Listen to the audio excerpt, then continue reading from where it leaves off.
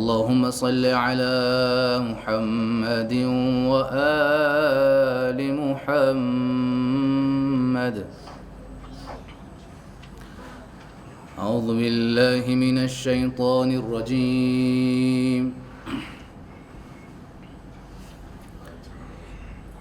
بسم الله الرحمن الرحيم.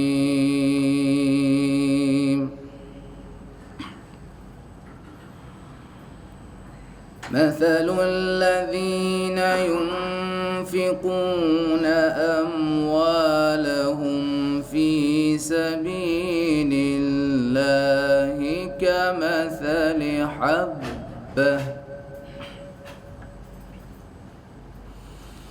كمثل حبة أنبتت 7 سنابل في كل سنبلة 100 حبة والله يضاعف لمن يشاء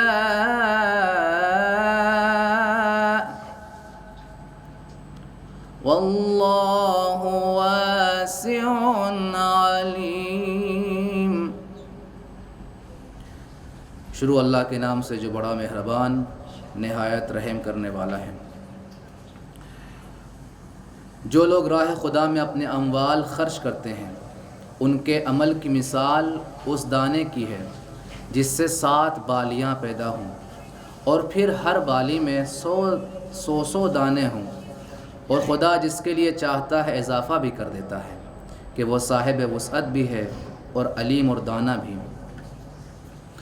الذین ينفقون اموالهم فی سبیل اللہ ثم لا يتبعون ما انفقوا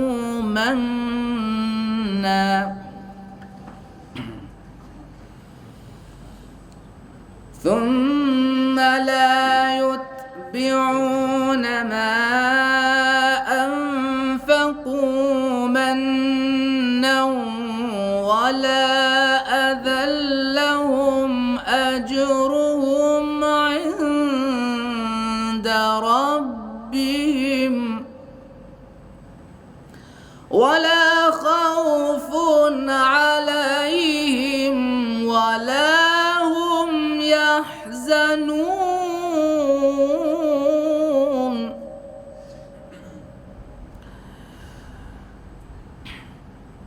جو لوگ راہ خدا میں اپنے اموال خرچ کرتے ہیں اور اس کے بعد احسان نہیں جتاتے اور اذیت بھی نہیں دیتے، ان کے لیے پروردگار کے یہاں اجر بھی ہے اور نہ کوئی خوف ہے نہ حزن ہے.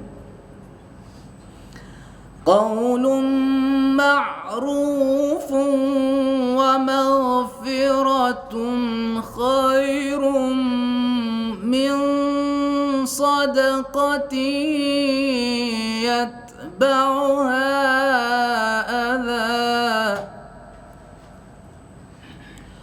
والله غني حليم. نیک کلام و مغفرت اس صدقے سے بہتر ہے جس کے پیچھے دل دکھانے کا سلسلہ بھی ہو. خدا سب سے بے نیاز ہے اور بڑا غنی ہے اور بردبار ہے.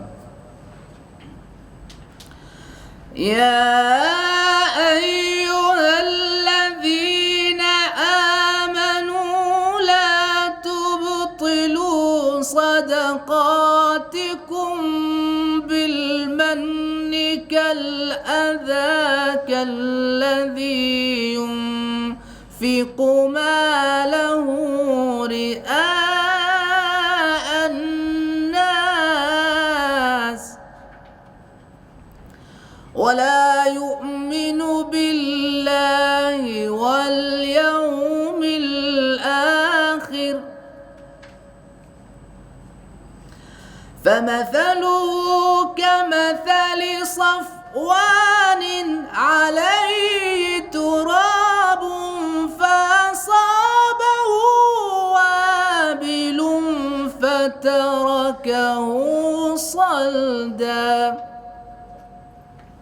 لا يقدرون على شيء مما كسبوا والله لا يهدي القوم الكافرين۔ ایمان والو، اپنے صدقات کو منت گزاری اور اذیت سے برباد نہ کرو، اس شخص کی طرح جو اپنے مال کو دنیا دکھانے کے لیے صرف کرتا ہے اور اس کا ایمان نہ خدا پر ہے اور نہ آخرت پر۔ اس کی مثال اس صاف چٹان کی ہے جس پر گرد جمع کی گئی ہو، تیز بارش کی آتے ہی بالکل صاف ہو جائے۔ یہ لوگ اپنی کمائی پر بھی اختیار نہیں رکھتے اور اللہ کافروں کی ہدایت بھی نہیں کرتا۔ وَمَثَلُ الَّذِينَ يُنْفِقُونَ أَمْوَالَهُمُ ابْتِغَاءَ مَرْضَاتِ اللَّهِ وَتَثْبِيتًا مِّنْ أَنفُسِهِمْ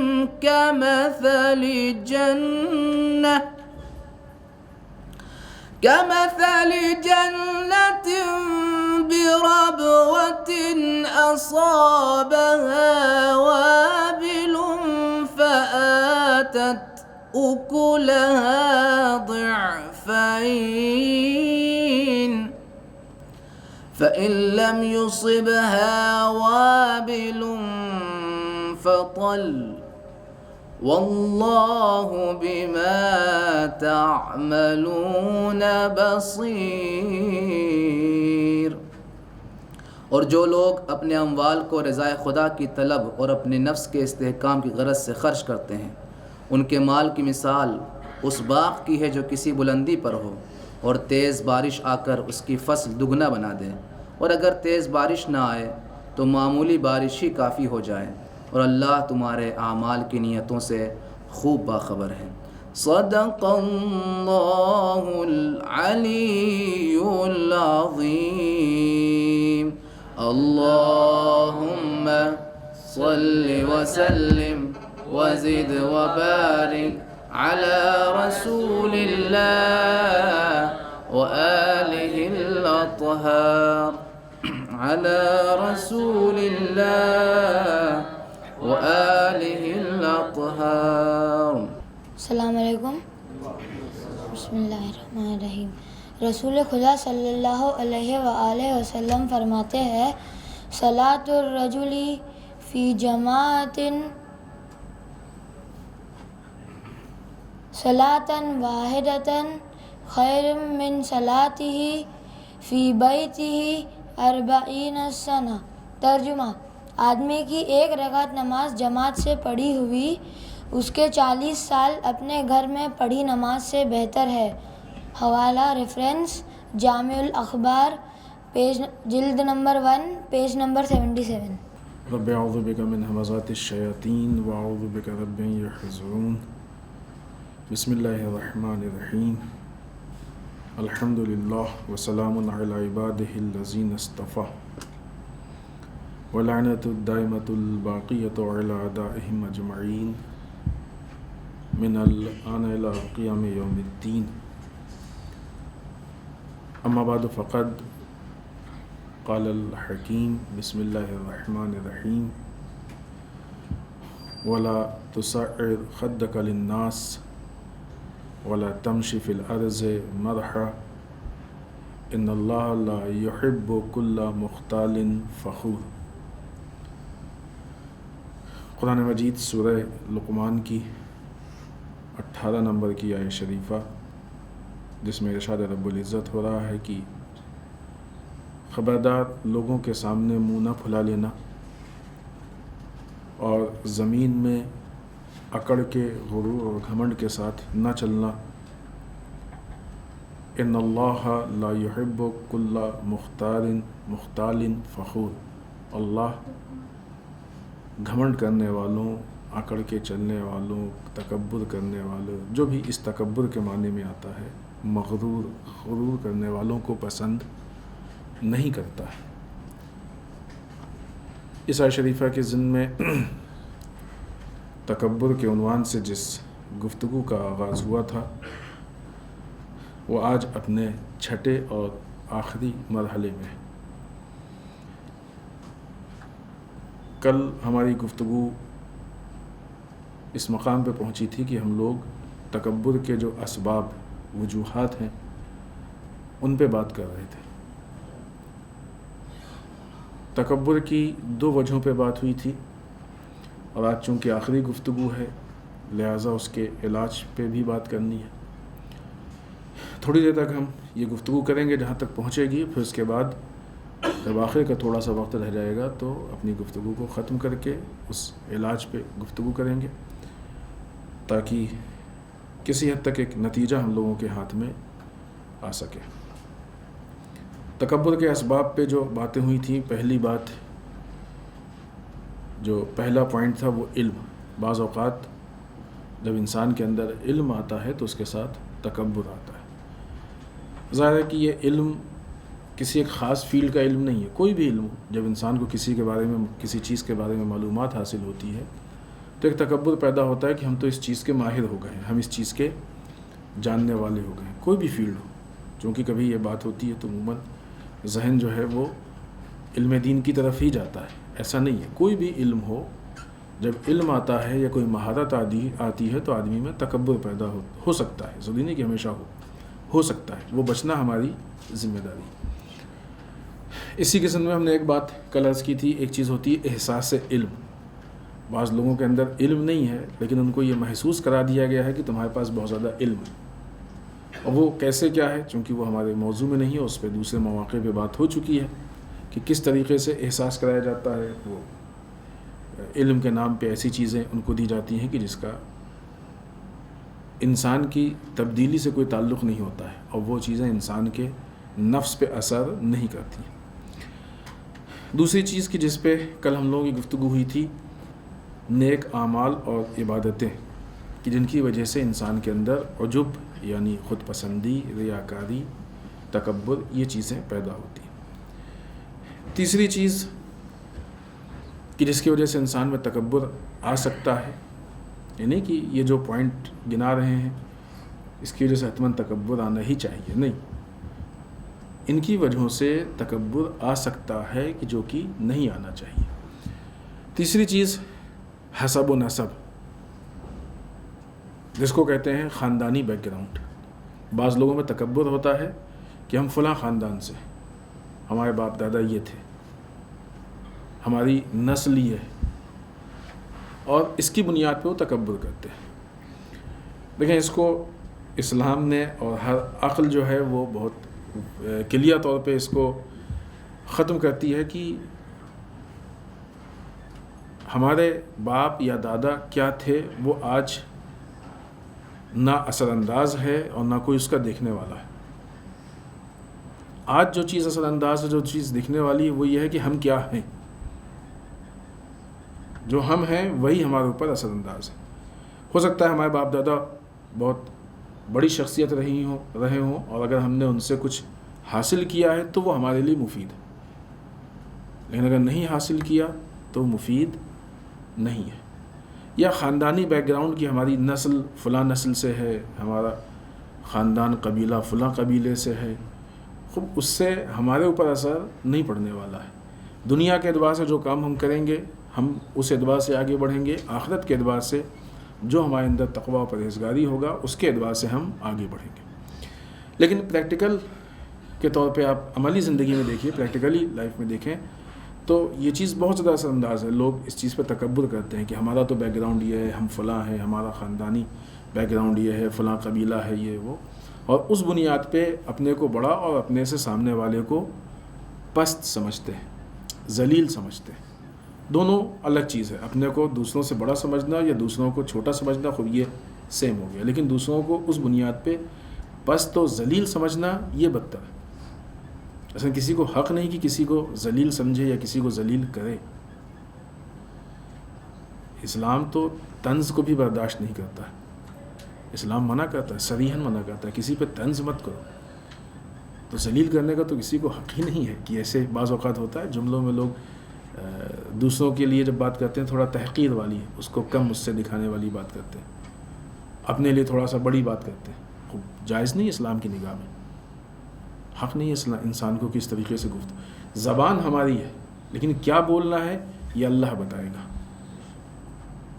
در واقع جو ہمارے پارٹس کا, جو اعضاء و جوارح کا امتحان ہے یا ہمارے نفس کا امتحان ہے, وہ یہی امتحان ہے کہ یہ ہاتھ ہم کو دیا گیا, یہ ملکیت نہیں ہے, یہ امانت ہے.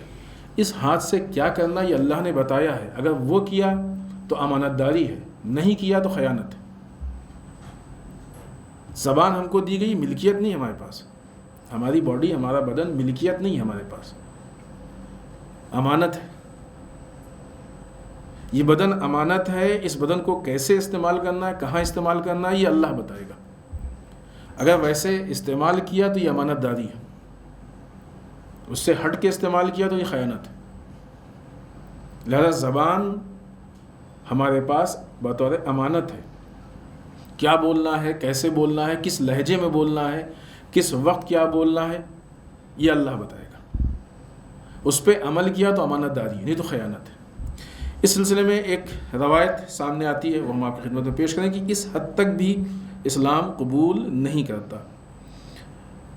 ایک دن رسول اللہ صلی اللہ علیہ وآلہ وسلم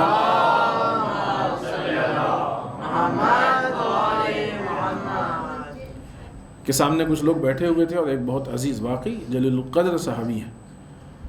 انہوں نے, اور یہ ان کی عظمت کی دلیل ہے کہ انہوں نے فوراً اس کو ایکسیپٹ کر لیا, قبول کر لیا. انہوں نے, ایک شخص آیا تو اس سے کہا یبن السودا, یعنی اے کالی عورت کے فرزند. ظاہر اس کی ماں بیچاری کالی رہی ہوگی, تو کہا کہ اے کالی عورت کے فرزند. تو رسول اللہ صلی اللہ علیہ وسلم نے جیسے ہی سنا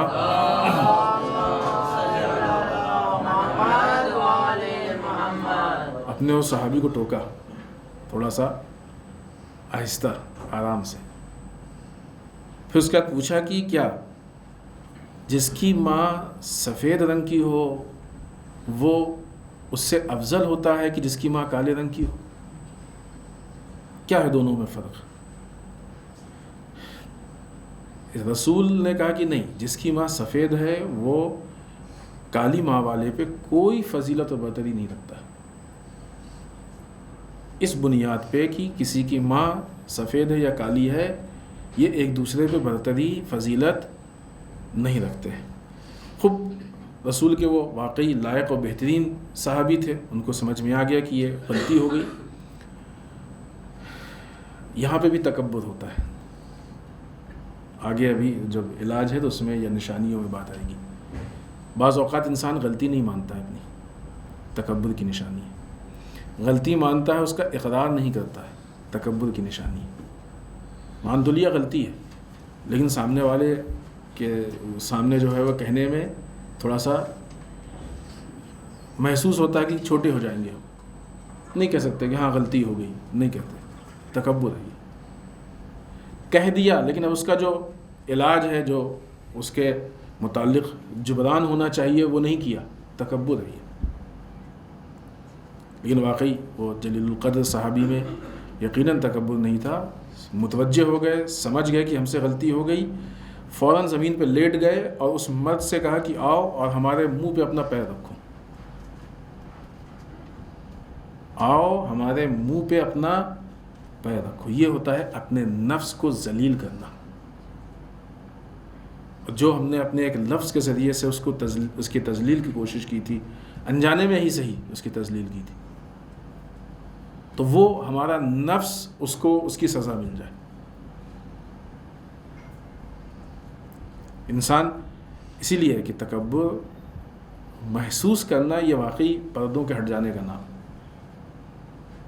انسان تکبر محسوس کر لے, اس کے درجات, یہ ایک بہت بڑی فرق ہے, یہ مشکل ہے. جب انسان کے اندر تکبر ہوتا ہے تو اس کو لگتا ہے کہ درجات بلند ہو رہے ہیں, ہوتے نہیں ہیں, در واقع پست ہوتے ہیں. کیوں؟ اس لیے کہ وہ ہر چیز میں اپنی اچھائی دیکھتا ہے, اپنی کمیوں کو دیکھ ہی نہیں پاتا, لہٰذا وہ پست ہوتا جاتا ہے, اس کو لگتا ہے کہ وہ بلند ہوتا جا رہا ہے, کیونکہ تکبر ہر چیز کو روک دیتا ہے. ابھی وہ ایک پورا چیپٹر ہے اس پہ کہ تکبر کے نقصانات کیا ہے, جو کہ نہیں ہو پائے گا. اگر وقت رہا تو ہم خالی وہ ہیڈنگس آپ کے سامنے پڑھیں گے کہ نقصانات کیا ہے. اس کے سارے دروازے بند ہو جاتے ہیں تکبر کی وجہ سے، تو اس بلندی کی طرف جاتے ہی نہیں ہے۔ لیکن چونکہ وہ اپنے عیوب کو نہیں دیکھ پاتا ہے اور جو بھی دیکھتا ہے اس کو اچھا لگتا ہے، لہٰذا جو پستی ہوتی ہے اسی کو بلندی سمجھ، اس کو ایسا لگتا ہے کہ اس کے درجات بلند ہو۔ حقیقت حال یہ ہے کہ جب انسان کے یہاں تکبر نہیں ہوتا ہے تو ہو سکتا ہے کہ دنیا میں جو ایک ماحول ہے انانیت کا، ایگو کا، یہ ساری چیزوں کا، تو اس کے اعتبار سے یقیناً وہ پیچھے ہوگا۔ دنیا کے اعتبار سے لوگ پس سمجھیں گے کہ یہ اپنی واہ واہی نہیں کروا رہا ہے، یہ نہیں اپنی ڈینگیں نہیں مار رہا ہے، اپنی تعریف نہیں کر رہا، لیکن حقیقت حال میں وہی ہے کہ جو بزرگی کی طرف اور کمال اور ترقی کی طرف جا رہا ہے۔ ہاں، سمجھنے کے لیے بصیرت چاہیے، اور ایسا بھی وقت آتا ہے کہ وہ چیز کھل کے سامنے آ جاتی ہے۔ لہٰذا جیسے ہی رسول نے ٹوکا، فوراً انہوں نے اپنے نفس کو سزا دی، اور اس حد تک تاکہ اس کا جبران کر سکیں۔ لہٰذا خاندانی بیک گراؤنڈ کہ ہم فلاں سے ہیں، ہم فلاں سے ہیں، یہ ہے وہ ہے، یہ تکبر کی علامت ہے۔ قرآن نے اس کو صریحاً منع کیا۔ یہ جو بھی چیزیں ہیں خالی اس لیے ہیں کہ تم پہچانے جاؤ، ورنہ اللہ کے نزدیک صاحب عزت وہ ہے کہ جو تقوی میں سب سے زیادہ ہے۔ سورہ حجرات کی آیت شریفہ۔ لہٰذا اگر ہم یہ سمجھتے ہیں کہ ہمارا خاندانی بیک گراؤنڈ یہ ہے، اس کی بنیاد پہ ہم بڑے ہیں، ہماری عزت زیادہ ہے، تو نہیں، ہماری عزت جو زیادہ ہے وہ ہمارے عمل کی وجہ سے، ہمارے عمل کی وجہ سے۔ خوب، یہ بھی تھوڑا سا پوائنٹ ہے بھی بڑا کہ بعض اوقات ماں باپ کی وجہ سے، ان کے خدمات کی وجہ سے لوگوں کو عزت سے دیکھا جاتا ہے۔ وہ ٹھیک ہے، لوگوں کی شرافت ہے کہ ان کے باپ کے اتنے احسانات ہیں، خدمات ہیں، لہٰذا دیکھ رہے ہیں، وہ اچھی چیز ہے، لیکن اس بنیاد پہ تکبر نہیں ہونا چاہیے، یا یہ چیز خود اس انسان کے بڑے ہونے کی دلیل نہیں ہے۔ اس کو اگر خود بڑا ہونا ہے تو وہ خود اس کو محنت کرنی پڑے گی۔ باپ کی محنت کی بنیاد پر لوگ رسپیکٹ کر رہے ہیں، یہ اس بات کی دلیل نہیں ہے کہ وہ خود بڑا ہے۔ اپنے بڑے ہونے کے لیے اس کو خود محنت کرنی پڑے گی۔ ایسے بہت ساری چیزیں ہیں جو پریکٹیکل لائف میں ہے، لیکن بہرحال اگلا پوائنٹ جو ہے تھوڑا مختصر گفتگو کا، تاکہ یہ 7 پوائنٹ حد اقل ذکر ہو جائیں، جن میں سے 3 ہو گئے ہیں۔ چوتھا، ظاہری حسن و جمال۔ بعض اوقات لوگوں کو بڑا فخر ہوتا ہے کہ اللہ نے ہم کو بڑا خوبصورت چہرہ دیا، آئینے کے سامنے سے ہٹ ہی نہیں پاتے۔ یہ تکبر کی علامت، یہ تکبر کے اسباب میں سے ہے، اور یہ تکبر کا ریزن، تکبر یوں بھی صحیح نہیں ہے، لیکن اس بنیاد پہ تکبر نہیں کیا جا سکتا ہے، اس لیے کہ انسان کی جو خوبصورتی ہے وہ چہرے کی خوبصورتی در واقع ہے ہی نہیں۔ اصل انسان کی خوبصورتی اس کے کردار کی خوبصورتی ہے، اس کے اخلاق کی خوبصورتی ہے۔ عموماً یہ چیز سب سے زیادہ دیکھی جاتی ہے، چہرے کی خوبصورتی، وہ عام طور سے شادی وغیرہ میں دیکھی جاتی ہے، چاہے دوستی ہو، عموماً دوست وغیرہ بھی ہوتے ہیں، اچھے دوست، چہرے برے دوست۔ کوئی بیچارہ اگر شکل سے اچھا نہیں ہے تو تھوڑا سا اس کے دوست نسبتاً دوست بھی کم ہوتے ہیں، لوگوں کو نزدیک جانے میں تھوڑا اچھا نہیں لگتا ہے۔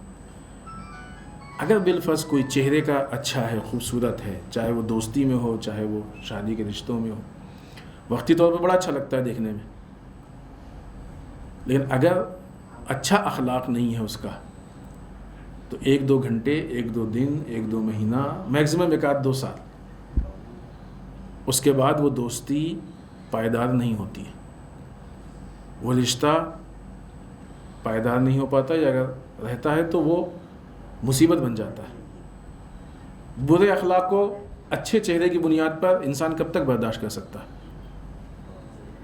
چہرہ اچھا ہے اور اخلاق برا ہے تو اس برے اخلاق کو اچھے چہرے کی بنیاد پہ کب تک برداشت کر سکتا ہے انسان؟ یا برے کردار کو اچھے چہرے کی بنیاد پہ کب تک انسان جھیل سکتا ہے؟ کبھی نہ کبھی، اور پھر اس کے بعد وہ چہرہ کہ جس کے حسن کے لوگ تعریفیں کرتے ہیں سب کچھ، وہ چہرہ انسان کو قبیح، برا لگنے لگتا ہے، نفرت ہوتی ہے دیکھ کے۔ کیوں؟ اس لیے کہ اب اس نے اس کے کردار کو پہچان لیا، اب اس نے اس کے اخلاق کو پہچان لیا، لہذا وہ معیار ہی نہیں ہے۔ انسان کی خوبصورتی اس کے عمل میں ہے، اس کے کردار میں ہے، تو اس بنیاد پہ انسان کو تکبر نہیں کرنا چاہیے، لیکن یہ بھی ہے کہ جب عمل و کردار اچھا ہو تو اس پہ بھی تکبر نہیں ہونا چاہیے، کیونکہ وہ بات گزر چکی ہے۔ 5ویں چیز بعض اوقات انسان مال و دولت کی بنیاد پہ تکبر ہوتا ہے، اور یہ تو بہت دیکھنے میں آتا ہے، عام طور سے کہا بھی جاتا ہے۔ دولت اللہ کی نعمت ہے، اس میں کوئی شک نہیں، لیکن مسئلہ یہ ہے کہ انسان اس کو بعنوان نعمت ایکسیپٹ کر رہا ہے یا بعنوان عذاب مصیبت اس کو لے رہا ہے۔ اگر اس دولت کا صحیح استعمال ہے تو واقعی نعمت ہے، دولت وسیلہ ہے، ذریعہ ہے کہ انسان کو کمال تک پہنچائے، لیکن اگر انسان اس کا صحیح استعمال نہیں کر رہا ہے تو یہی دولت انسان کو زوال کی طرف لے کے جاتی ہے، برباد کر دیتی ہے۔ یہی دولت انسان کو برباد کر، دنیا آخرت سب برباد ہو جاتی ہے۔ دوسری طرف سے دولت اگر آ جائے تو اس کو ہضم کرنے کے لیے بہت بڑا ظرف چاہیے۔ بعض اوقات انسان دولت کو ہضم نہیں کر پاتا۔ تھوڑا پہلے کے زمانے اور آج کے زمانے میں اگر ایک بہت بڑا فرق دیکھیں آپ، تو ایک بہت بڑا فرق یہ ہے کہ پہلے عموماً لوگوں کے پاس جب دولت ہوتی تھی تو وہ بہت زیادہ اس کو دکھانے کی کوشش نہیں کرتے تھے، اس معاملے میں ان کا ہاضمہ اچھا تھا، وہ بہت زیادہ شو آف نہیں کرتے تھے، شو بازی نہیں کرتے تھے جو ضروریات کے حساب سے ہوتا تھا۔ آج کے زمانے میں جتنا ہوتا ہے اس سے زیادہ دکھانے کا رواج ہے، عموماً شو بازی کا رواج زیادہ ہے۔ اس زمانے میں اس طرح کے لوگوں کو تھوڑا پست نگاہ سے دیکھا جاتا تھا کہ مثلا یہ ہضم نہیں کر پائے، دولت کو برداشت نہیں کر پائے، ری ایکشن ہو گیا ان کے پاس۔ تو در واقع جب احساس یہ پیدا ہوتا ہے کہ ہم مثلا اس دولت کی بنیاد پہ بڑے ہو گئے ہیں اور دوسرے کے پاس نہیں ہے، وہ پست ہے، تو یہاں سے پھر انسان کے اندر تکبر پیدا ہوتا ہے، اور یہ تکبر ابھی دولت کہاں خرچ ہوگی، اچھے میں برے میں، اس کو کہاں لے جائے گی، وہ اپنی جگہ پہ، لیکن یہ تکبر اس کو زوال کی طرف لے جاتا ہے، ہو سکتا ہے شاید جہنم تک پہنچا دے۔ تو بعض اوقات دولت کی بنیاد پہ انسان کے یہاں پہ ہم کو دیکھنا چاہیے کہ مثلا دولت کے معاملات میں قارون مشہور ہے، قارون کا خزانہ، سنا ہوگا قارون کا خزانہ، خالی اس کے خزانے کی چابیوں کی داستانیں، اتنا بڑا خزانہ تھا قارون، نام خالی ہم سنتے ہیں، کبھی اس کے خزانے کے بارے میں انشاءاللہ موقع ہونا یاد آ رہا ہے، شاید کبھی ہم نے ذکر کیا، لیکن بہرحال انشاءاللہ موقع ہوا پھر ذکر کریں گے۔ کتنا اس کا خزانہ تھا کہ اس کی چابیوں کی داستان ہے، یعنی جن جگہوں پہ خزانہ تھا وہاں کے جو تالے تھے وہ چابیوں کی داستان ہے کہ کتنے اونٹ پہ، وہ کہاں کہاں اس پہ کتنے اس پہ رکھی جاتی تھی۔ وہ کہاں ہے آج؟ کہاں ہے قارون اور کہاں ہے قارون کا خزانہ؟ موجودہ زمانے کے وہ افراد کی جنہوں نے دولت کے لیے سب کچھ کیا، کر رہے ہیں، یا جن کی تھوڑا پہلے کی داستانیں، تو یہ چیزیں خود عبرت ہوتی ہیں کہ دولت انسان کو کہاں لے جاتی ہے اور کس مقام تک کتنا اس کا وہ۔ چھٹی چیز کہ جس کی بنیاد پہ انسان کے اندر تکبر پیدا ہوتا ہے یا ہو سکتا ہے، وہ طاقت، قدرت، نیرو، جسمانی اعتبار سے نیرو یا مین پاور، جو بھی ہو، جو انسان کے اندر طاقت پیدا ہوتی ہے، اس طاقت پہ انسان کو گھمنڈ ہوتا ہے، تکبر ہوتا ہے۔ ظاہر سی بات ہے کہ یہ بھی طاقت کا مس یوز ہے۔ دیکھیں ان میں سے کوئی چیز غلط نہیں ہے، فہرست کو اگر آپ دیکھیں، علم بری چیز نہیں ہے، عبادت بری چیز نہیں ہے، حسن چہرہ اچھا ہونا بری چیز نہیں ہے، دولت بری چیز نہیں ہے، طاقت بری چیز نہیں ہے، کوئی بری چیز نہیں ہے، لیکن اس کی بنیاد پہ تکبر ہونا بری چیز ہے۔ یہ نہیں کہ ہم ان چیزوں کو چھوڑ دیں، عبادت کرنا چھوڑ دیں، علم حاصل کرنا چھوڑ دیں، دولت کمانا چھوڑ دیں، طاقت بنانا نہیں، اچھی چیزیں ہیں، اس کی بنیاد پہ تکبر نہیں ہونا چاہیے۔ ہمیں اپنے اندر صلاحیت پیدا کرنا چاہیے کہ ان چیزوں کا صحیح مصرف کریں، مس یوز نہ ہو ان کا۔ لہٰذا آپ دیکھیں کہ خود قوم عاد کے لیے جو ارشاد ہو رہا ہے، فَأَمَّا عَادٌ فَاسْتَكْبَرُوا فِي الْأَرْضِ بِغَيْرِ الْحَقِّ قَالُوا مَنْ أَشَدُّ مِنَّا قُوَّةً، قوم عاد کی جنہوں نے روئے زمین پہ ناحق تکبر کیا، اور وہ کیا کہتے تھے؟ وہ کہتے تھے کہ کون ہے کہ جو ہم سے زیادہ پاورفل ہے، کون ہے کہ جو ہم سے زیادہ طاقتور ہے۔ وہ کہاں ہے قوم عاد کی طاقت؟ فرعون اپنے کو طاقتور سمجھتا تھا، کہاں ہے فرعون کی طاقت؟ نمرود اپنے آپ کو طاقتور سمجھتا تھا، کہاں ہے نمرود کی طاقت؟ قارون اپنے دولت کی بنیاد پہ اپنے آپ کو طاقتور سمجھتا تھا، یزید کو اپنی طاقت پہ بڑا ناز تھا، ہم کچھ بھی چاہے کر سکتے ہیں، اور اسی کے آخر تک اس کو احساس ہو گیا کہ ہم کتنا کر سکتے ہیں، ہمارا دائرہ کیا ہے۔ اس کے علاوہ ایک چیز ہے کہ جو بعض اوقات الگ الگ جہیز سے، مثلا ابھی تو چونکہ کلچر چینج ہو گیا ہے، پہلے کے زمانے میں تھا کہ جب لوگوں کے لڑکے زیادہ ہوتے تھے تو ان کو تکبر ہوتا تھا کہ ہمارے 10 لڑکے ہیں، 12 لڑکے ہیں، تکبر ہوتا تھا، 8 لڑکے۔ وہ تکبر بھی غلط تھا۔ آج کے زمانے میں ایک کلچر بن گیا ہے 2 بچے 2 سے زیادہ نہیں، یہ کلچر بھی غلط ہے، یہ کلچر غلط ہے، بچے صرف 2 سے زیادہ نہیں، یہ کلچر غلط ہے۔ اسلام اس کو ایکسیپٹ نہیں کرتا۔ اسلام میں پورا سسٹم ہے اس کا کہ کن حالات میں کیسے کیا، لیکن اسلام اصل جو بیسک مسئلہ ہے وہ کثرت اولاد کا ہے، اولاد کثرت سے ہو، لیکن یہ کہ انسان تربیت کر سکے، جو بھی ان کے تقاضے ہیں وہ پورے کر سکے۔ اس میں بھی تفصیل ہے کہ ہمارے ذہن میں اس کا مفہوم کیا ہے اور اسلام کس بیک گراؤنڈ میں کہہ رہا ہے، یہ بھی ہمارے موضوع میں نہیں ہے۔ ایک بہت عظیم شخصیت گزری ہے، بہت ہی بزرگ عالم دین، اور بہت ساری کتابیں ہیں ان کی، آیت اللہ حسینی تہرانی، انہوں نے باقاعدہ اس پہ پوری ایک کتاب لکھی ہے، کاہش جمعیت ضرب سہمگین برپیکر مسلمین۔ فیملی پلاننگ یہ مسلمانوں کے پیکر کے اوپر ایک بہت زبردست، یعنی بڑے قسم کا ضربہ ہے، مار ہے، چوٹ ہے مسلمانوں کے اوپر، یہ فکر ہے۔ تو آج کے زمانے میں یہ فکر ہے، لہٰذا یہ چیز تکبر والی آج کے زمانے میں رہی نہیں گئی ہے۔ ہو سکتا ہے کسی کی اولاد زیادہ ہو تو شاید معاشرہ اس کو شرمندہ کر دے کہ تمہارے بچے زیادہ ہیں، لیکن اس کے علاوہ جو دوسری چیزیں علماء ذکر کرتے ہیں کہ بعض اوقات اس بات پہ تکبر کہ ہمارے جاننے والے بہت ہیں، ہمارے تعلقات والے بہت ہیں، ہمارے دوست بہت ہیں، ہمارے شاگرد بہت ہیں، ہمارے چاہنے والے بہت ہیں، ہم جہاں پہ مثلا کام کرتے ہیں ہمارے ہاتھ کے نیچے جو ہمارے اس میں کام کرنے والے ہیں وہ بہت ہیں۔ تو یہ بھی جو تکبر ہے، ظاہر سی بات ہے کہ ان چیزوں سے اگر تکبر پیدا ہو جائے تو یہ چیزیں صحیح نہیں ہیں، غلط ہیں۔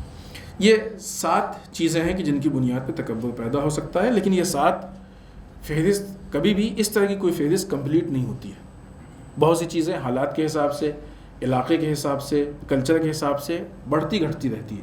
ہو سکتا ہے کہ آج ہمارے یہاں کے کلچر میں کچھ چیزیں ایسی ہوں کہ جو، جیسے ابھی ہم نے مثال دی، اولاد کا زیادہ ہونا یہ اس کلچر میں تکبر کا باعث تھا، اس کلچر میں نہیں۔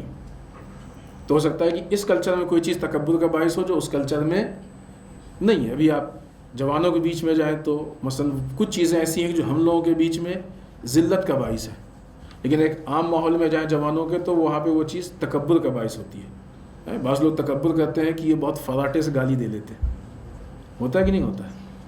چوروں کے بیچ میں جائیے تو ان کو تکبر ہوتا ہے کہ فلاں آدمی بہت مہارت سے چوری کر لیتا ہے۔ جیب کتروں میں جائیے تو ان کو مہارت سے جیب کاٹنے پہ تکبر ہوتا ہے۔ وہ یہاں پہ آئیے تو چیزیں باعث ذلت ہوتی ہیں۔ تو کچھ چیزیں علاقے، افراد، کلچر، ان چیزوں سے بھی بدلتی رہتی ہیں۔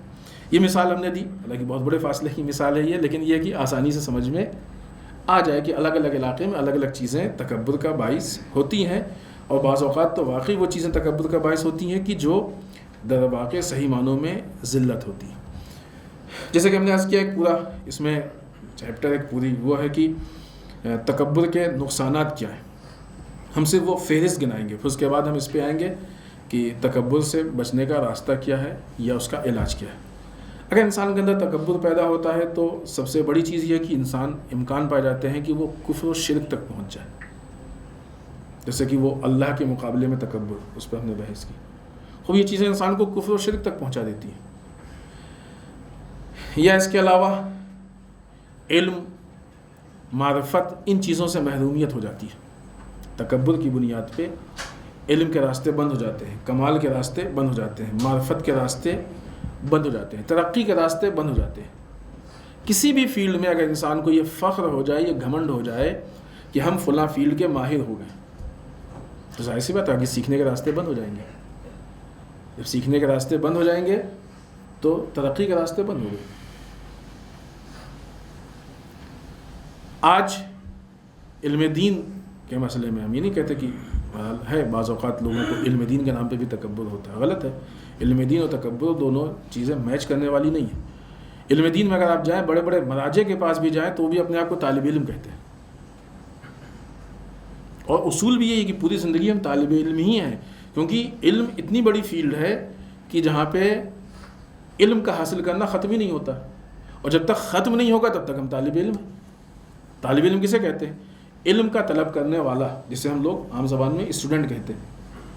علم کا طلب کرنے والا, علم کا حاصل کرنے والا, محصل کہتے ہیں, حاصل کرنے والا. تو جب ہمیں معلوم ہے کہ ہمیں بہت کچھ سیکھنا ہے, بہت کچھ ہمارے سامنے پڑا ہوا ہے, بہت ساری تو ہم طالب علم ہیں, ہمیں بھی اتنا سارا سیکھنا ہے. خود جب تک یہ احساس ہوگا ہم طالب علم ہیں, تکبر نہیں آئے گا, ہمیں اپنے نقص کا احساس ہے. جس دن یہ احساس ہو جائے گا کہ ہم نے سب کچھ سیکھ لیا, کچھ نہیں بچا ہے, تو اس دن تکبر آ جائے گا, ہم آگے سیکھنا بند کر دیں گے. تو جو ترقی کے راستے ہیں وہ اپنے آپ رک جائیں گے. تیسری چیز جو اس کے نقصان میں ہے وہ انسان کے تنہائی یا لوگوں کی نفرت کا شکار ہو جاتا ہے. جب انسان میں تکبر ہوتا ہے, میں نے یہ بات بیچ میں بھی عرض کی تھی کہ اس طرح کے جو لوگ ہوتے ہیں ان کے آس پاس مخلصین نہیں ہوتے, اور وہ پہچان بھی نہیں پاتے ہیں, چونکہ جو لوگ ہوتے ہیں وہ چاپلوس قسم کے ہوتے ہیں, چاپلوسی کرتے ہیں, تو ان کو یہ معلوم ہی نہیں ہوتا کہ ہمارے مخلص ہیں بھی کہ نہیں, لہٰذا وہ چاپلوسی سے خوش ہوتے رہتے ہیں. تو صحیح معنوں میں یہ تنہا ہوتے. تو اگر کسی کو کام ہے تو وہ آس پاس ہوگا, چاپلوسی کرے گا, نہیں ہے تو وہ بھی نہیں ہوگا, تو تنہا ہو گئی ہے. یہ اس قسم کے لوگ تنہا, تکبر کی بنیاد پہ انسان کے یہاں تنہائی آتی ہے, تنہا ہو جاتا ہے. بعض اوقات اس کے پاس لوگ ہوتے ہیں تب بھی تنہا ہوتا ہے, یہ غربت ہے اس کی. نفرت کا شکار ہو جاتا ہے وہ, جس کے یہاں تکبر ہوتا ہے وہ نفرت کا شکار ہو جاتا ہے, چونکہ جب وہ اپنے تکبر کی بنیاد بار بار اپنی بڑائی, دوسروں کو چھوٹا, یہ ساری چیزیں وہ ظاہر کرتا ہے, تو ایسی صورت میں پھر لوگوں کے دلوں میں اس کی طرف سے نفرت بیٹھ جاتی ہے, لوگ نفرت کرتے ہیں. خوب نفرت کا مطلب یہ یعنی تنہائی, اس کے وقت پہ کام نہیں آئیں گے, اس کی مدد نہیں کریں گے. بعض اوقات نفرت لوگوں میں زیادہ ہو جاتی ہے تو موقع پا کے بدلہ بھی لے لیتے ہیں, اس کو نقصان پہنچانے کی بھی کوشش کرتے ہیں.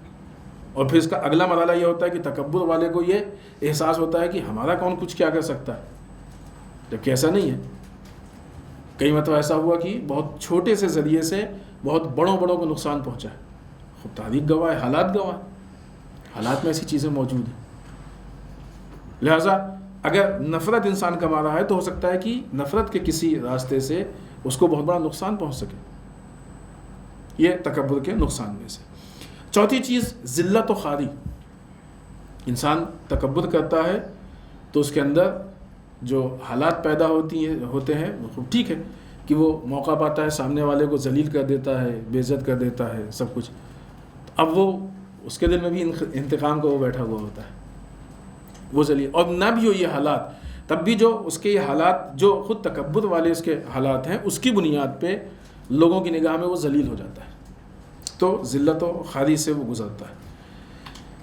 پانچویں چیز کی تکبر بہت سارے گناہوں کا سرچشمہ ہے. ان ساری چیزوں میں مثلا اس کے پیچھے جیسے ذلت ہے, خود امام علی علیہ السلام کی حدیث ہے,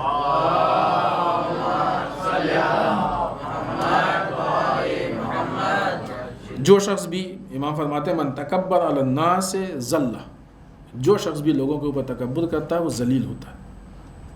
تو یہ ایسے نہیں, اس کے پیچھے روایات ہیں یا کہیں آیت ہیں, اس طرح سے ہر چیز کے پیچھے ایک دلیل ہے. یہ ساری چیزیں یوں ہی نہیں ہیں. تکبر گناہوں کا سرچشمہ ہوتا ہے. جب انسان تکبر کرتا ہے تو وہ ذریعہ بنتا ہے بہت سارے گناہوں کے انجام کا.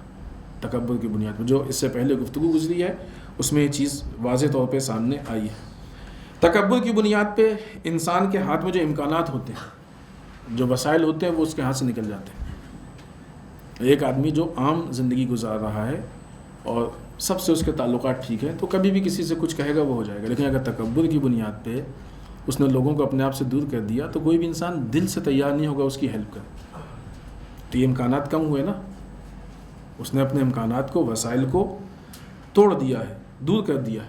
لہٰذا ظاہر سی بات جب امکانات کم ہوتے جائیں گے تو اس کی مشکلات بڑھتی جائیں گی. تکبر کی بنیاد پہ انسان نتیجتاً جہنم تک جا سکتا ہے. تکبر انسان کو جہنم تک پہنچاتا ہے. یہ تکبر کے نقصانات ہیں جو اجمالی طور پہ ہم نے آپ کے سامنے یہ فہرست پیش کی۔ آئیے اب تکبر کا علاج دیکھیں۔ علاج میں بیچ بیچ میں جو گفتگو آئی ہے، کئی جگہوں پہ ہم نے خود علاج کے طور پہ بعض چیزیں پیش بھی کی ہیں، بعض جگہوں پہ یہ بھی بتایا ہے کہ ہم فلاں فلاں طریقے سے ٹیسٹ لیں اپنا تکبر ہے کہ نہیں ہے۔ یہی دونوں چیزیں مل کے انسان کا علاج کر سکتی ہیں تکبر میں۔ سب سے پہلی چیز یہ کہ انسان جو اس کے نقائص ہیں، جو کمیاں ہیں، ایسا تو کوئی نہیں ہے جو یہ کہے کہ ہمارے اندر کوئی نقص نہیں ہے، کوئی کمی نہیں۔ کوئی ہے ذات جو یہ کہے کہ نہیں ہم ایک دم کمپلیٹ ہے، کوئی کمی نہیں؟ یہ بدترین فکر ہے، کوئی یہ سوچے کہ ہمارے اندر کوئی کمی نہیں ہے۔ ہر انسان میں کوئی نہ کوئی نقص پایا جاتا ہے، کسی نہ کسی اعتبار سے نقص پایا جاتا ہے۔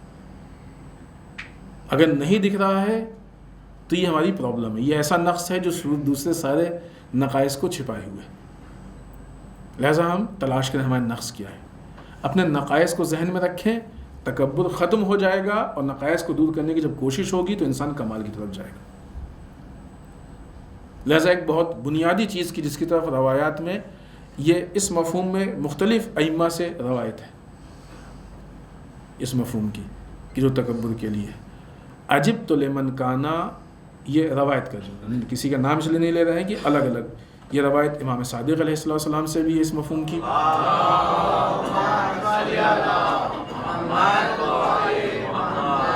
اور یہ اس مفہوم کی روایت خود مولا کائنات سے بھی ہے۔ کہیں پہ تعجب ہے ابن آدم کے لیے، کہیں پہ جو ہے اس انسان کے لیے، الگ الگ الفاظ ہیں لیکن مفہوم یہ عجب تو لمن کانا اولہ نطفتن وآخرہ جیفتن۔ ہمیں اس آدمی پہ تعجب ہے کہ جس کی ابتدا نطفہ ہے نا، گندی چیز، غلیظ چیز، آخرہ جیفہ، آخرت کیا ہے اس کی؟ مردار، چھو لیں تو غسل واجب ہے کہ نہیں؟ ابتدا وہاں سے انتہا یہاں پہ، وبین ذالک حامل العذرہ، ان دونوں کے بیچ میں وہ جو غلاظتیں ہیں، گندگی ہے، اس کو حمل کیے ہوئے، اس کو حمل کیے ہوئے غلاظتوں کو، کیف یتکبر، یہ انسان کیسے تکبر کر سکتا؟ جس انسان کی حقیقت یہ ہے کہ ابتدا ایک نجس قطرہ ہے، انتہا مردار ہے، بیچ میں بہت ساری گندگیوں کو اٹھائے ہوئے ہے، یہ انسان تکبر کیسے کر سکتا ہے؟ اور یہ کس کے لیے ہے؟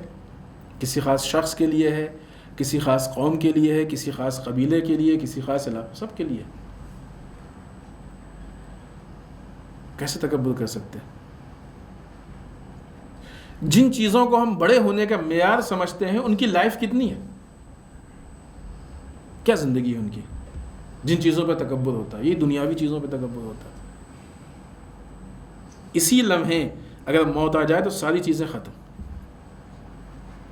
خب اگر ان چیزوں پہ تکبر ہو کہ جس کا تعلق آخرت سے ہے، تقوی، پرہیزگاری، عبادت اس وقت تک عبادت ہے اللہ کے ہاں یا آخرت سے اس کا تعلق ہے جب تک اس پہ تکبر نہ ہو۔ جس دن تکبر ہو گیا تو تکبر کی بنیاد پہ تو ہم نے ضائع کر دیا اس کو، تو آخرت سے متعلق اس کا رہ ہی نہیں گیا۔ تو کوئی بھی چیز ہمارے پاس پائیدار ہے ہی نہیں جس پہ ہم تکبر کریں، نہیں کہ پائیدار نہیں ہے۔ اس چیز کی ہمارے ساتھ جو زندگی ہے، جو ہمارا اس کا ساتھ ہے، وہ کتنا ہے وہ بھی نہیں معلوم ہم کو، اگلے لمحے کی ہم گارنٹی نہیں لے سکتے۔ کیسے انسان تکبر کر سکتا ہے؟ کیسے انسان؟ مثال کے طور پہ اگر کوئی اپنے کسی دوست پہ فخر کرتا، ہمارا یہ دوست ہمیشہ ساتھ آئے گا، یہ ہے، کیوں فخر کرتا ہے؟ کیونکہ یہ ہمیشہ ساتھ دینے والا ہے۔ کوئی ایسا دوست مل جائے کہ جس کے بارے میں معلوم ہو کہ 10 منٹ میں ہم کو چھوڑ کے بھاگ جائے گا، اس پہ فخر کرے گا؟ نہیں فخر کرے گا، یہ چھوڑنے والا ہے، کیا اس پہ فخر کرنا؟ تو جتنی چیزوں پہ ہم تکبر کر رہے ہیں ان کا ہمارا ساتھ کتنی دیر رہنے والا ہے؟ پھر کس چیز کا فخر، کس چیز کا تکبر؟ لہٰذا اس طرح کی بہت ساری چیزوں کو روایات میں بیان کیا گیا ہے کہ جو انسان کے لیے اس کے نقائص کو کھول کے سامنے رکھتی ہیں تاکہ یہ طے ہو سکے۔ یہاں پہ ایک اور حدیث ہے جو امام حسن مجتبیٰ علیہ الصلوۃ والسلام سے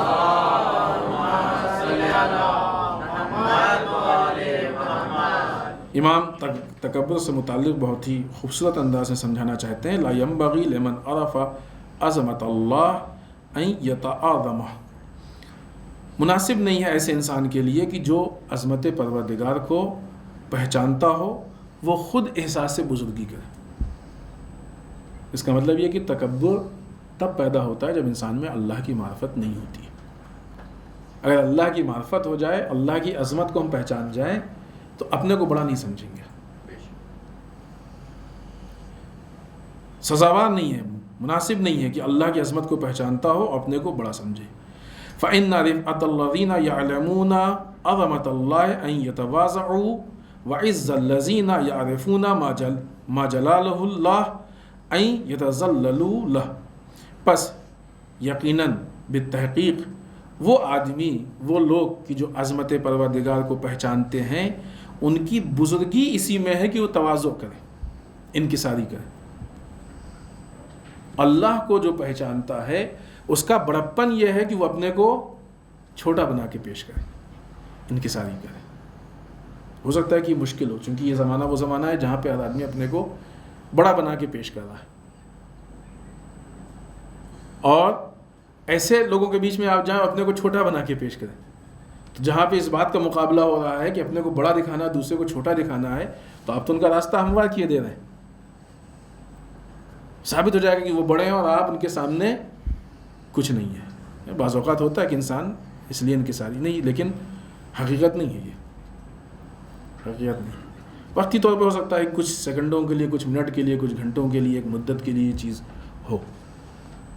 اول تو انسان کی جو صلاحیت ہوتی ہے وہ سب کو دکھتی ہے۔ دنیا سمجھدار اور ایسے لوگوں سے خالی نہیں ہے کہ جو لوگوں کو پہچان لیتے ہیں، لہٰذا وہ سمجھ جاتے ہیں کہ کون ڈینگے مار رہا ہے، چھوڑ رہا ہے اونچی اونچی، اور کون حقیقت کی بات کر رہا ہے۔ دوسری چیز کہ انسان اونچی اونچی چھوڑتا ہے اور ٹائم پہ اگر وقت جب پڑ جائے اس کام کو نہ کر پائے تو جتنی اس کی عزت نہیں تھی اس سے زیادہ ذلت ہو جاتی ہے، جو کہ اس سے پہلے بھی ذکر بھی ہوا۔ لیکن اگر آپ نے اپنے آپ کو انکساری کے ساتھ پیش کیا اور وقت پہ آپ نے اس کام کو یا اس سے زیادہ کر دیا تو اس میں عزت توقع سے زیادہ ہوتی ہے، اور یہ عزت اللہ دیتا ہے، کیونکہ عزت و ذلت اللہ کے ہاتھ میں، دوسروں کے ہاتھ میں نہیں ہے عزت و ذلت۔ تو یہ اس ماحول سے ڈرنا نہیں چاہیے۔ لہٰذا وہ آدمی کی جو اللہ کو پہچانتا ہے اس کے لیے سزاوار نہیں ہے کہ وہ اپنے آپ کو بڑا سمجھے یا اپنے آپ کو بڑا بنا کے پیش کرے۔ یقیناً بالتحقیق اللہ کی عظمت کو جو پہچانتے ہیں ان کی بزرگی یہ ہے کہ وہ تواضع اور انکساری سے پیش آئے، اور جو اللہ کی عظمت کو پہچانتے ہیں ان کی عزت یہ ہے کہ وہ اس کے مقابلے میں اپنی تذلیل کریں، اپنے کو چھوٹا کم احساس کریں۔ یہ در واقع ہماری عزت ہے۔ بہرحال بہت ساری چیزیں ہیں کہ جو اس مسئلے میں پیش کی گئی ہیں۔ سب سے بڑی چیز ہے انکساری۔ ہم نے ایک عرض کیا کہ اپنے نقائص کو دیکھنا، اور ایک انکساری، اپنے آپ کو، انکساری کا مطلب ہوتا ہے توڑنا، نفس کو توڑنا، تکبر کے عوامل کو توڑنا، اپنے آپ کو چھوٹا بنا کے پیش کرنا کہ ہم بہت وہ نہیں ہیں، ہم چھوٹے سے طالب علم کیا کر سکتے ہیں۔ اس کی وجہ یہ ہو سکتی ہے کہ مثلا انسان اپنے کاموں کو بہت بڑا نہ سمجھے۔ مثلا یہ گفتگو کر رہے ہیں، یہ ایک مطلب تو یہ کہ کیا کہنا، ایک ایسے موضوع پہ یہ گفتگو، جو بھی انداز ہوتے ہیں تعریف کے، نہیں چاہتے کہ ان الفاظ کو بھی زیادہ ہم استعمال کریں، تو بہت بڑا بنا کے پیش کرنا اپنے اس 1 گھنٹے کے کام کو بہت بڑا بنا کے، یہ ایک دیکھنے کا انداز ہو گیا۔ دوسرا دیکھنے کا انداز کیا؟ دنیا میں اتنے سارے لوگ تبلیغ کر رہے ہیں، اتنے سارے لوگ زحمت کر رہے ہیں، انہوں نے کتنے لوگوں کی ہدایت کر دی ہے۔ یہ سارا سسٹم اللہ کا ہے، اللہ نے صلاحیت دی ہے، علم دیا ہے، اسی میں اللہ نے ہم کو توفیق دے دی کہ ہم اس مسئلے میں خدمت کر سکیں۔ لہٰذا ایک میٹر کو لے کر پہنچا دی، کون بہت بڑا کام ہے، ہم نہیں ہوتے، کوئی اور اس کام کو کر دیتا آ کے۔ یہ بھی ایک مسئلہ ہوتا ہے نا، ہم نہیں کہتے تو کون کہتا؟ کوئی بھی کہہ دیتا، کون کیا مطلب؟ دونوں لہجے میں فرق سمجھ رہے ہیں نا۔ ایک مطلب آدمی سوچتا ہے کہ اگر اس کام کو ہم نہیں کرتے تو کوئی نہیں کر پاتا، یہ غلط ہے، یہ شرک ہے، یہ شرک ہے۔ ایسا نہیں ہے کہ اللہ نعوذ باللہ مجبور ہو گیا کہ اب اگر ہم اس کام کو نہیں کریں گے تو کوئی کر ہی نہیں سکتا اس کام کو، شرک ہے یہ۔ ہو سکتا ہے ہم سے بہتر کوئی آگے کرے۔ کیا ہے کہ مثلا جو ہم کوئی کام کو نہیں کریں تو کام ہی رک جائے گا؟ نہیں، ایسی کوئی حیثیت نہیں ہے ہماری. کوئی دوسرا کیا کر دے گا اس کام کو؟ جو بھی طاقت وسائل ذرائع ہیں اللہ نے ہم کو دیے ہیں وہ کسی اور کو دے دے گا. وہ کوئی ایک شعر ہے، مصرع ہے کہ دیوار کی ہر اینٹ سمجھتی ہے کہ دیوار اسی پہ ٹکی ہے. ایسا کسی بھی کام میں اگر کسی نے ذرا سا بھی ہاتھ لگا دیا تو سمجھتا ہے ہمارے ہی بیس پہ. تو یہ کب ہوتا ہے کہ جب انسان اس کو بڑا سمجھ کے، لہذا اس کو جو اس کی حقیقت ہے، جو اس کا صحیح اندازہ ہے، اس کو چھوٹا سمجھ کے دیکھے تو خود بخود انسان تکبر کے اس سے باہر نکل جائے گا. کام کو اس عنوان سے دیکھیں گے تو تکبر پیدا ہوگا کہ ہم نے یہ کام کیا ہے، یعنی احسان کیا ہے. اور جب اس عنوان سے دیکھیں گے تو انسان میں انکساری پیدا ہوگی کہ اگر ہم کوئی کام کر رہے ہیں تو در واقع یہ اللہ کا احسان ہے کہ اس نے ہم کو توفیق دی ہے کہ ہم یہ ایک صحیح کام انجام دے سکیں، ورنہ اللہ توفیق نہ دیتا دوسرے لوگ کر لیتے. تو ہم کو یہ شرف حاصل نہیں ہوتا، نیکی، ثواب، اجر، سعادت ہم کو نہیں ملتی، دوسرے کو مل جاتی. تو اللہ نے ہم کو یہ موقع دیا کہ ہم نے اس کام کو کیا، اللہ کا لاکھ لاکھ شکر. پھر دوسری چیز، کام کے نقائص کو دیکھیں. ہم اپنے کام کو پرفیکٹ سمجھتے ہیں، تکبر پیدا ہوتا ہے. ویسا نہیں کہ کسی کام پرفیکٹ ہے، نقائص ہے. کام کے نقائص کو دیکھیں، نقائص دیکھیں گے تو انکساری پیدا ہوگی. لہٰذا انکساری کے راستوں کو دیکھیں. دو راستے ہیں، تکبر کا راستہ ہے، انکساری کا راستہ ہے. انکساری کے راستے کو دیکھیں تو پہلا فائدہ تو یہ ہوگا کہ تکبر کا راستہ چھوٹ جائے گا، اور دوسرا یہ کہ جب انکساری میں آگے بڑھیں گے تو خود جو دوسری چیزوں کے تکبر ہیں، دوسرے اس کے ہیں، وہ ٹوٹیں گے. اور نہیں کہ وہ ٹوٹیں گے، ہمارے کمال اور فلاح و بہبود کے راستے آگے کھلیں گے. بعض علماء اخلاق کا ایسا، اور حقیقت ہے روایات میں بھی اس طرح کی چیزیں ہیں، کہ انسان کو چاہیے کہ اپنے پرسنل کام خود کرے. اس سے تکبر ختم ہوتا ہے. یہ ایک علاج بتایا گیا ہے تکبر کے متعلق. انسان کو چاہیے کہ اپنے پرسنل کاموں کو خود کرے. لہذا روایت میں ہے کہ انسان کو چاہیے کہ اپنی دوسری چیزیں ہیں کہ جس کا تعلق آج کے زمانے سے نہیں ہے. اس زمانے میں مثلا لوگ جو ہے وہ بکری کا دودھ دھونا، یہ وہ ساری چیزیں مثال، وہ آج کے زمانے میں اس سے تعلق نہیں. جو انسان کے پرسنل کام ہوتے ہیں کہ جو کلچر کے حساب سے اور زمانے کے حساب سے چینج ہو گئے ہیں، لہٰذا وہ مثالیں اگر دیں تو شاید آج کے زمانے میں بہت زیادہ مناسب نہ ہو، نہیں، یعنی حالات سے نہیں وہ سیٹ ہو پائے گی. لیکن اس کے علاوہ جو دوسری چیزیں ہیں کہ اپنے کاموں کو خود کرے. ایک تو جو بھی پرسنل کام ہوتے ہیں، بعض اوقات ایک حالت پیدا ہوتی ہے نا کہ انسان کے اندر ایک فطرت، گھر میں بھی بعض اوقات ہوتا ہے، کوئی خادم نہیں، نوکر نہیں، پھر بھی انسان کی عادت ہوتی ہے دوسروں سے کہنے کی، فلاں یہ کر دو، فلاں یہ لے آؤ، فلاں یہ کر دو، وہ کر دو. تو ایک جذبہ پیدا ہو جاتا ہے کہ ہمارا جو معیار ہے وہ آرڈر والا معیار ہے، ہم آرڈر دیتے رہیں گے، باقی جو سب دوسروں کا معیار ہے وہ کام کرنے والا ہے، تو ہمارا درجہ باقی سے بڑا ہو گیا ہے. اس فضا سے اپنے آپ کو نکالیں.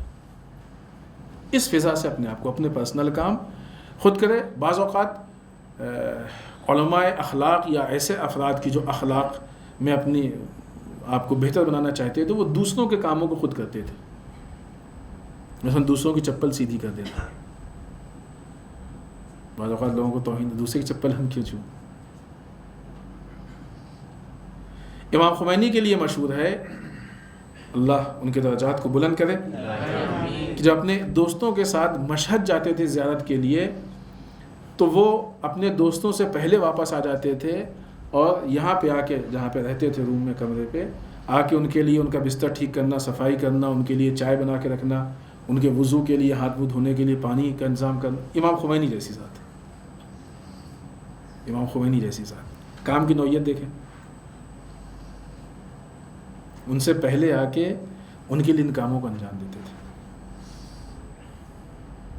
یہ چیزیں انسان کو تکبر سے دور کرتی. چھوٹا نہیں ہوتا کوئی آدمی، کبھی بھی چھوٹا نہیں ہوتا. دنیا میں کوئی کتنا بھی سر پٹخ لے، انسان کے اندر اتنی طاقت ہی نہیں کہ کسی دوسرے کو چھوٹا کر دے یا کسی دوسرے کو ذلیل کر دے. ممکن نہیں ہے. یہ ایمان ہمارا مضبوط ہونا چاہیے. اللہ نے یہ پاور، یہ طاقت کسی کو دی ہی نہیں. قرآن نے کہا ہے اللہ جس کو چاہتا ہے عزت دیتا ہے، جس کو چاہتا ہے ذلت دیتا ہے. عزت و ذلت اللہ کی طرف سے.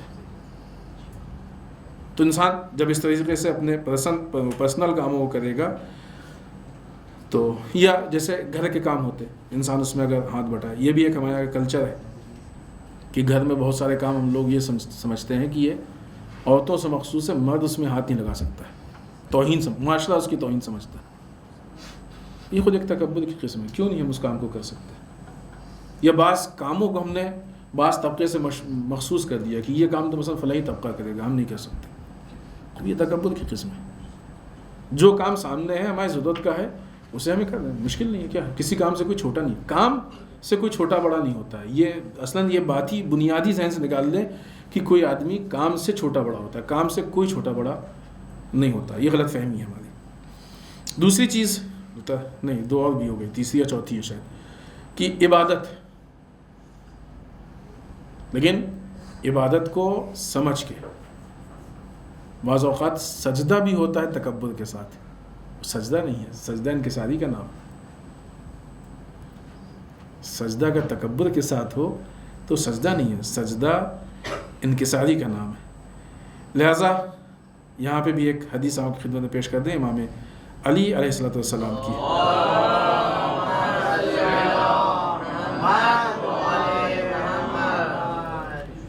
فرض اللہ الایمان تطہیرا من الشرک.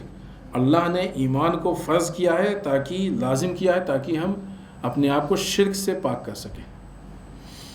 والصلاۃ تنزیہا عن الکبر. اور نماز کو فرض کیا ہے تاکہ ہم اپنے آپ کو کبر سے، تکبر سے پاک کر سکیں. یہ نماز جو ہم 5 وقت پڑھتے ہیں. اب اس کا مطلب یہ کہ نماز جادو نہیں ہے کہ نماز پڑھ لی تو تکبر سے دھل گئے. نہیں، ہو سکتا ہے کہ یہی نماز کسی کے لیے باعث تکبر ہو جائے. نماز پڑھ کے وہ تکبر کرے، فخر کرے کہ ہم نے تو نماز پڑھی ہے، جماعت سے پڑھی ہے، اتنے لوگ تھے، اتنا ثواب ہے. پھر وہ کون سی نماز ہے جو ہم کو تکبر سے بچائے گی؟ وہ نماز کی جس نماز کو ہم معرفت کے ساتھ پڑھیں. قرآن مجید کی آیت ہے نا کہ نماز ہم کو برائیوں سے دور رکھتی ہے. تنہا عن الفحشاء والمنکر، برائیوں سے دور رکھتی ہے. بعض اوقات ہوتا ہے کہ انسان نماز پڑھی ہے، نماز پڑھنے کے بعد مثلا خدا نخواستہ غیبت اس طرح کی چیزیں کرنے لگا تو خود برائیوں سے نہیں دور ہوئے. اب شکل نماز ہے تو وہ نماز کی جو برائیوں سے دور نہ کرے، تکبر کی طرف لے جائے، شکل نماز ہے. حقیقت نماز انسان کو برائیوں سے دور کرتی ہے، تکبر سے دور کرتی ہے. جب پیشانی انسان سجدے کے لیے رکھتا ہے تو وہ فلسفے کے ساتھ، رکوع کرتا ہے تو فلسفے کے ساتھ، تو پھر انسان کو سمجھ میں آتا ہے کہ ہم اتنے پر، یہ ہماری فضیلت ہے کہ اللہ کے سامنے وہ جگہ کے اعتبار سے نہیں، ہم سجدہ کر رہے ہیں تو ہمارا فخر یہ ہے کہ جو ہماری پیشانی زمین پہ جا رہی ہے، لیکن نسبت اللہ سے تو ہم کتنے پست ہیں. اگر یہ چیز جو ہے وہ ہماری بلندی ہے تو ہم کتنے پست ہیں. تو بہرحال یہ بھائی تفصیلی چیز ہے. تیسری چیز کہ جو چیز انسان کو تکبر سے بچاتی ہے وہ امتحان اور مشکلیں، شدت،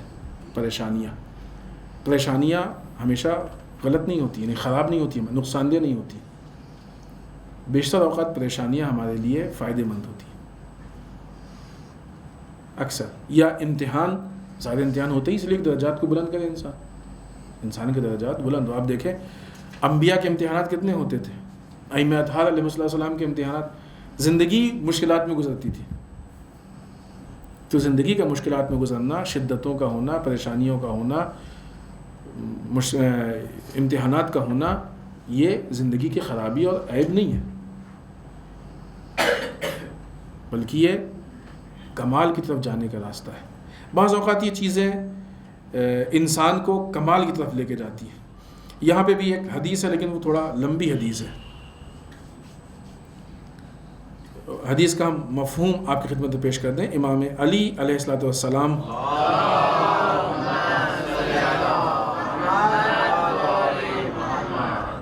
امام فرماتے ہیں کہ جو انسان کی آزمائش ہوتی ہے، جو اس کے امتحان ہوتے ہیں، جو مشکلات ہوتی ہیں، پریشانیاں ہوتی ہیں، سختیاں ہوتی ہیں، یہ اس لیے ہوتی ہیں کہ انسان کے دل سے تکبر کو نکال دے. مولا کائنات کا قول ہے انسان کے دل کو تکبر سے نکال دے اور تواضع کو، انکساری کو اس کے اندر ڈال دیں۔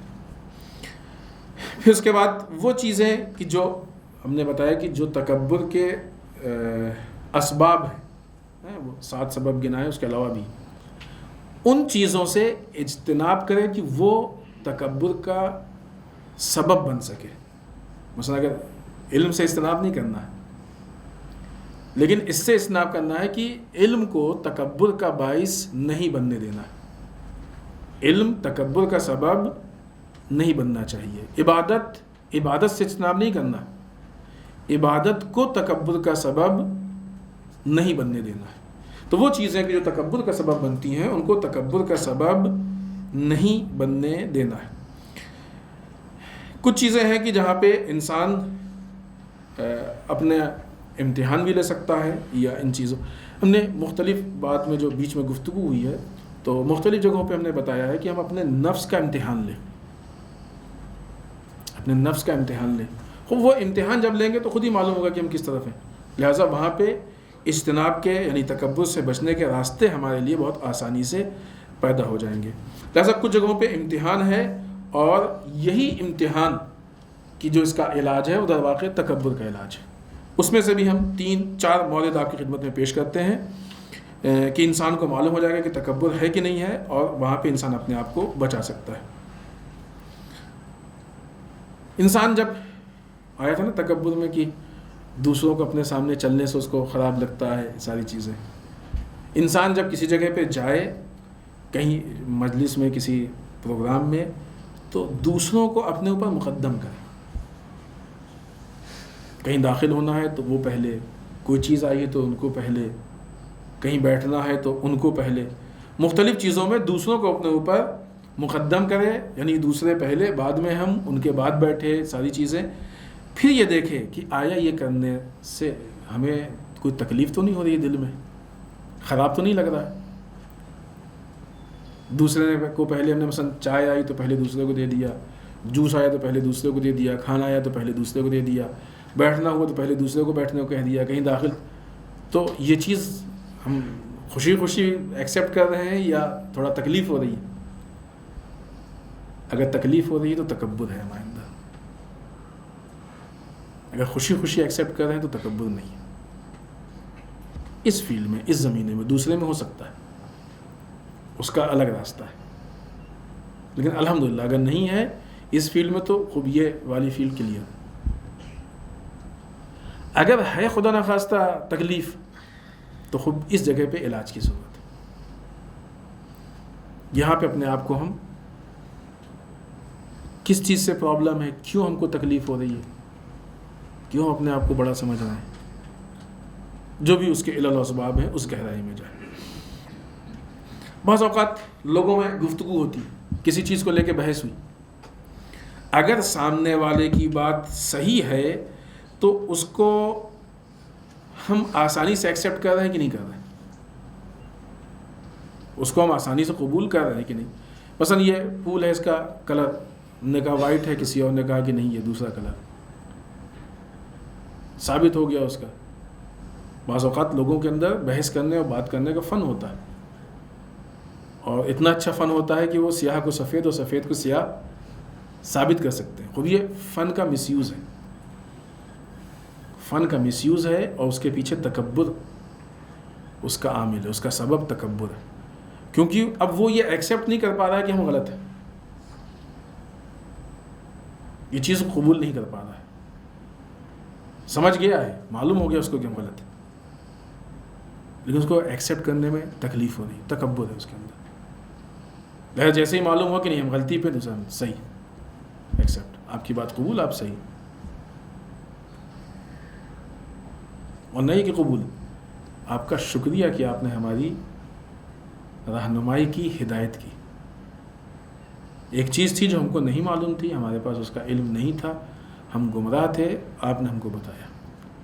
تو اگر کسی سے بحث میں یہ ثابت ہو جائے کہ ہم غلط ہیں، اور اس چیز کو ہم آسانی سے ایکسیپٹ کر لیں، ہم کو تکلیف نہ ہو دل میں، تو اس کا مطلب کہ ہمارے اندر تکبر نہیں ہے۔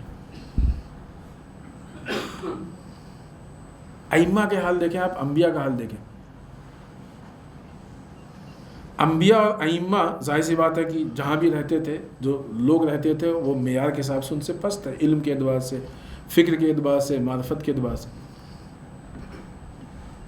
کتنی جگہ پہ ائمہ کو دوسرے کی جو غلط باتیں تھیں وہ دیکھتے تھے اور اس کے بعد حالات نہیں ہوتے تھے کچھ کہیں. یہ جتنی باتیں ہو رہی ہیں یہ بہت سطحی باتیں، اس کے آگے کی بھی بہت مراحل ہیں ترقی کے لیے، کمال کے لیے. اصل انداز فکر کو تبدیل کرنا ہے ہم کو کہ انسان کے کمال، ترقی، فلاح و بہبود اس کا معیار کیا ہے؟ مادیات، دنیا داری ہے یا روحانیات اور اللہ کی اطاعت ہے؟ کیونکہ جب انسان ہر طرح کے لوگوں کو فیس کرتا ہے تو بعض اوقات بہت سی چیزیں ہوتی ہیں اس کو معلوم ہے کہ یہ سمجھے گا. قرآن نے بھی کہا کہ جب اس طرح کے لوگ پیش آئیں کہ جب ان کو نہیں معلوم تو کہیے آپ سلام، اللہ سے آپ کے سلامتی کی ہم دعا کرتے ہیں. تیسری چیز کہ اگر ایسے اپنے دوست کے ساتھ کی جو مالی اعتبار سے برابر نہیں ہے آپ سے کمتر ہے نا، غریب معاشرے میں مشہور ہے، لوگ جانتے ہیں، اس کے ساتھ بیٹھنا، اس کے ساتھ بازار جانا، اس کے ساتھ خریداری کرنا، یہ چیزیں آپ کا دل ایکسیپٹ کر رہا ہے، آپ کو پرابلم نہیں محسوس ہو رہی ہے تو تکبر نہیں. اگر ان چیزوں سے پرابلم محسوس ہو رہی ہے خدا نخواستہ تو تکبر ہے. جو نوکر چاکر ہے ان کے ساتھ بیٹھنے میں اگر پرابلم محسوس ہو رہی ہے تو تکبر، محسوس نہیں ہو رہی ہے یہ بھی عجیب مسئلہ ہے. ایک انسان کردار کے حساب سے کتنا بھی پست ہے لیکن معاشرہ اگر اس کو بلند کہتا ہے تو ہم کو اس کے ساتھ بیٹھنے میں تکلیف نہیں ہوتی. اور ایک انسان کردار کے حساب سے بلند ہوتا ہے لیکن معاشرے میں اس کو بڑا نہیں سمجھا جاتا ہے تو اس کے ساتھ بیٹھنے میں ہم کو تکلیف ہوتی ہے. اس کا مطلب کہ ہمارے نگاہ میں جو انسان کے لیے معیار ہے وہ اللہ کے معیار کے خلاف ہے، اس سے ہٹ کے. یہ پہچان اور ایسے مواقع یہ خود جو ہے وہ ان کے پیچھے حکمت ہے. لہٰذا اگر یہ چیزیں ہم کو غلط محسوس ہو رہی ہیں، سخت لگ رہی ہیں تو تکبر ہے. اگر سخت نہیں لگ رہی ہیں تو اس کا مطلب کہ ہمارا دل تکبر سے خالی ہے. پانچویں چیز، اگر ہم مثلاً جو ہماری زندگی میں ضروریات کی چیزیں بالخصوص لباس، کپڑا یا اس طرح کی چیزیں، جوتے، چپل، جو سادہ البتہ ضرورت کے مطابق سادہ ہم پہن رہے ہیں اور ہم کو پہننے میں مشکل نہیں محسوس ہو رہی ہے تو ہمارا دل تکبر سے خالی ہے. لیکن اگر ہم کو مشکل محسوس ہو رہی ہے اور زمانے کے حساب سے جو چیزیں مشہور ہیں، جو معیار ہیں، اس کو اگر ہم نہیں یوز کر رہے ہیں، ہم کو ایسا لگ رہا ہے کہ ہم دوسروں سے پیچھے ہیں، پست ہیں، تو اس کا مطلب یہ تکبر ہے. پھر اس چیز کو ذہن میں رکھیں. بس یہاں پہ ہم زحمت تمام کریں، وقت کافی ہو گیا چونکہ آج آخری گفتگو تھی. انسان کبھی بھی باہر کی چیزوں سے بڑا نہیں ہو سکتا ہے، ایکسٹرنل چیزوں سے. انسان ہمیشہ انٹرنل جو اس کے اپنے صفات ہیں، جو اس کے اپنے کوالٹیز ہیں، ان سے بڑا ہوتا ہے، صلاحیتوں سے بڑا ہوتا ہے. انسان وہی ہے، 1000 روپے کا کپڑا پہنے گا تب بھی وہی انسان رہے گا، 10,000 کا پہن لے گا تب بھی وہی انسان رہے گا. انسان میں فرق تھوڑی ہو جائے گا، وہ فرق ہوگا. انسان تو وہی رہے گا نا. اس کے اندر جو انسانیت ہے، جو صفت ہے، اگر 1000 والا پہن کے یہ جھوٹا ہے تو 10,000 والا پہن کے سچا نہیں ہو جائے گا، جھوٹا ہی رہے گا. ہے کہ نہیں ہے؟ ایسا تو نہیں کہ مہنگا کپڑا پہن لے گا تو وہ جھوٹ کی صفت چلی گئی، اور مہنگا کپڑا پہنا تو غیبت کی صفت نکل گئی، اور مہنگا کپڑا پہنا تو تجسس کی صفت برائی نکل گئی. ایسا تو نہیں ہونے والا. ہاں ٹھیک ہے، جو ضرورت ہے انسان کی وہ ایک الگ چیز ہے کہ جو ضرورت ہے، کس حساب سے ضرورت ہے، کتنی ضرورت ہے، وہ ایک الگ معیار. یہ چیزیں اسٹیٹس، فخر، ان چیزوں کی بنیاد پہ نہیں طے ہوتی ہیں، ضروریات کی بنیاد پہ طے ہوتی ہیں. جو بھی انسان کی ضرورت ہے وہ ضرورت کو پورا کرے، تکبر بھی نہ کرے اس پہ. لیکن مادیات، دکھاوا، اسٹیٹس، ان چیزوں کی بنیاد پہ ہے تو پھر یہ تکبر ہے اور عیب ہے. خوب، یہاں پہ زحمت تمام کرتے ہیں. ہم نے بیچ میں بھی کہا، پھر کہہ رہے ہیں کہ یقیناً جو یہ موضوع تھا 2 اعتبار سے، ایک تو ظاہر سی بات ہمارے سے طالب علم ہمارے علم اور اس کے اعتبار سے اس کا حق نہیں ادا ہو سکتا تھا، لیکن جو چاہتے تھے درس کرنا وقت کے اعتبار سے وہ بھی ہم نہیں پیش کر پائے. لیکن الحمدللہ جو چیزیں ہیں وہ اصلی ہے کہ خود ہماری اپنی تہذیب نفس، اپنی ذات کی اصلاح، اور ساتھ میں چونکہ ذکر ہوا ہے لہٰذا اگر کسی کے لیے مفید ہے تو یہ اس کا مقصد تھا کہ ہم سب مل کے ایک اپنے معاشرے کو بہتر سے بہتر بنانے کی کوشش کریں. جب سب مل کے بہتر اور بھلائی کی طرف جاتے ہیں تو سب ایک دوسرے کا تعاون کرتے ہیں اچھائی میں، اور قرآن نے کہا ہے کہ نیکیوں میں اچھائیوں میں ایک دوسرے کا تعاون کرو، برائیوں میں تعاون، ایک دوسرے کی ہیلپ مت کرو، اچھائیوں میں ایک دوسرے کی ہیلپ کرو. لہٰذا انشاءاللہ امید ہے کہ ہم سب مل کے ایک بااخلاق معاشرہ بنائیں گے کہ جس کا بہترین اخلاق ہو. یہاں پہ ہم گفتگو ختم کرتے ہیں. والسلام علیکم ورحمۃ اللہ وبرکاتہ.